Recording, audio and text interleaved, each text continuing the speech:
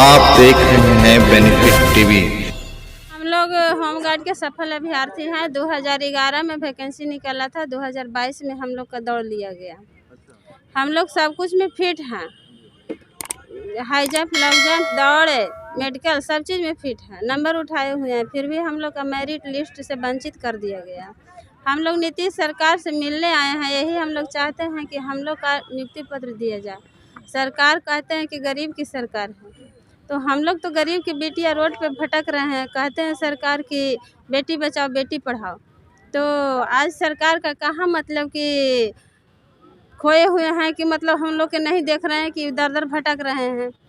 तो कैसे हम माने कि सरकार बेटी बचाओ बेटी पढ़ाओ मतलब बेटी को अथी करते हैं। हम तो कहते हैं कि नहीं, बेटी को रोड पे ला के हम लोग को छोड़ दिए कि मतलब कि अब हम लोग का मर जाना भला है, ज़िंदगी जीने से कोई भलाई नहीं है। क्योंकि इस उम्र में 40-45 की उम्र में हम लोग हाफ पैंट पहन के दौड़ निकालें, उसका भी अथी नहीं रखें। हम लोग का गांव घर सब हंसता है। सरकार से हम यही निवेदन करते हैं कि हम लोग का नियुक्ति पत्र दिया जाए। आप भी हैं?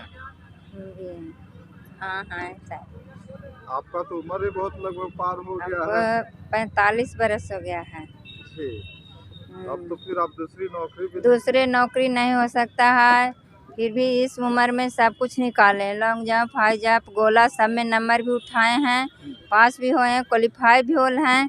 फिर भी सरकार के नहीं दिखाई दे रहा है कि हाँ इस उम्र में सब कुछ निकाले। जहानाबाद से यहाँ आए हैं जदयू कार्यालय, आरजेडी कार्यालय। तो जदयू कार्यालय से भीड़ देख करके हटा दिए गए हैं कि जो यहाँ भीड़ नहीं लगाए।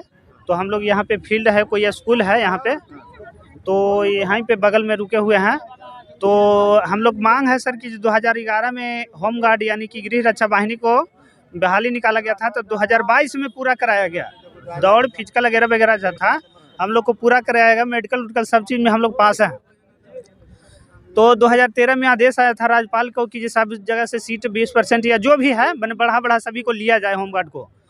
तो हम लोग के बढ़ा के नहीं लिया जा रहा है। कई जिला में ले लिया गया है बढ़ा करके, जहानाबाद या और एक आध दो जिला है वहाँ नहीं लिया जा रहा है। ये मतलब राज्यपाल को भी आदेश को अवहेलना कर रहे हैं। ये डीएम साहब बोलते हैं कि वहाँ जाइए, यहाँ से बोलते हैं कि वहाँ जाइए।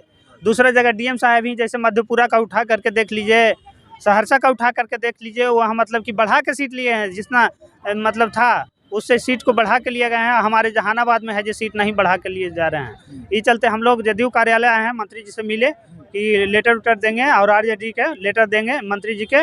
और जैसे हम लोग से आस रखते हैं वोट लेने के लिए, उस तरह से हम लोग भी आस रखे हुए हैं। गरीब के बाल बच्चा हैं कि हम लोग का भी नियुक्ति किया जाए। कि जब मार भटक रहे हैं इधर से उधर, लेडीज लोग हैं, देखिए कि इधर सब लोग अथी हैं, चितर बितर हो रहे हैं। इन लोग का है जो अथी करना है सर। बोलिए। नमस्कार, मैं जहानाबाद से हूँ और 2011 में वैकेंसी निकला था। 5वां पास 8वां पास से था, ज़्यादा हाई लेवल पर नहीं था। तो हम लोग फार्म अप्लाई किए थे उस समय, और 2011 से भरा हुआ फार्म मतलब आपको 2022 में इसका आपका परीक्षा मतलब आपका फिजिकल लिया गया। और उसमें 6 महीना के बाद मेरिट लिस्ट निकाला गया। 2 बार मेधा सूची निकाला गया, उसमें हम लोग का नाम था। और तीसरा बार मेरिट लिस्ट निकाल के हम लोग को हटा दिया गया। उसमें हम लोग 8 अंक 10 अंक उठाए हुए हैं सब। और 220 वैकेंसी 220 सीट के था, उसमें सेलेक्टेड करके जिसका हाई लेवल मतलब मेरिट था उस पर ले लिया गया और हम लोग को वंचित कर दिया गया है। अब हम लोग को समय भी नहीं है, उम्र भी नहीं है कि कुछ कर सकते हैं। सरकार से उम्मीद रखे हुए थे कि सरकार हम लोग को जो सीट है उस पर कहीं पर एडजस्ट करे सरकार।